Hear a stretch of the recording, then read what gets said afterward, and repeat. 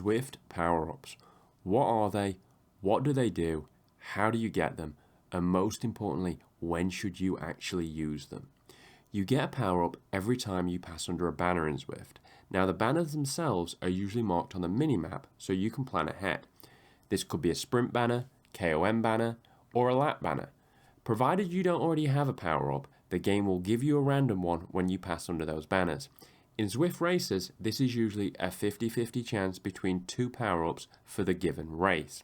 Before we get into the detail about each power-up, you'll need to know how to physically activate them, and there are multiple ways.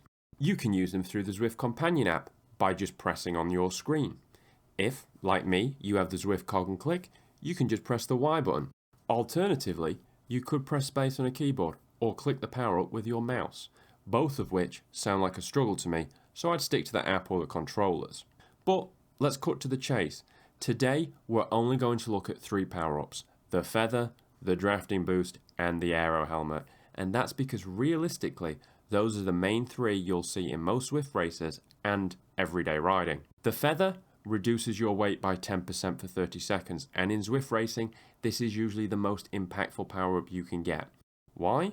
Because most routes have at least one decisive climb, often finishing on it, and reducing your weight by 10% effectively gives you 10% more watts per kilo, which can be the difference between getting dropped or not, and can even catapult you onto the podium.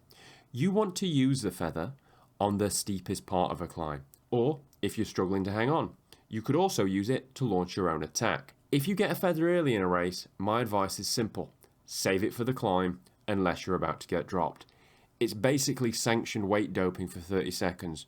Don't waste it before things get decisive. The drafting boost.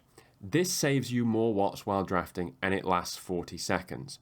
Thanks to a recent update, we can now actually see when we're drafting in game. When that little blue bar appears, it means you're in the draft, and if you pop a draft boost, the bar gets bigger, meaning you're saving even more watts. If you use it when you're not drafting, it does absolutely nothing. So, when should you use it? Shallow climbs, the yellow ones, are a great place because drafting is still very powerful there. It's also excellent in sprint finishes or over cobblestone and rough terrain where rolling resistance is higher.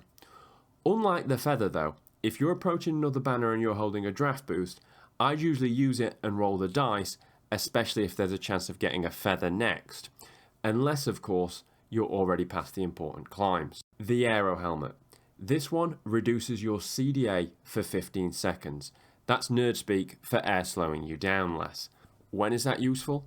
Attacking on the flats, descending, and most importantly, the sprint finish. Anyone who's ever watched Mark Cavendish sprint or Remco Evenepoel time trial knows that aerodynamics matter a lot. While we might be standing up like a sail in real life, our avatar crunches down nice and low with this power-up and, hopefully, sprints to victory.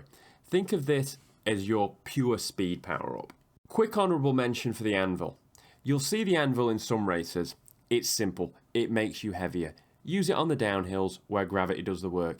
Anywhere else, it's usually a bad time. And that about does it for the basics of Zwift power-ups, what they do, how they work, and when they actually matter in races.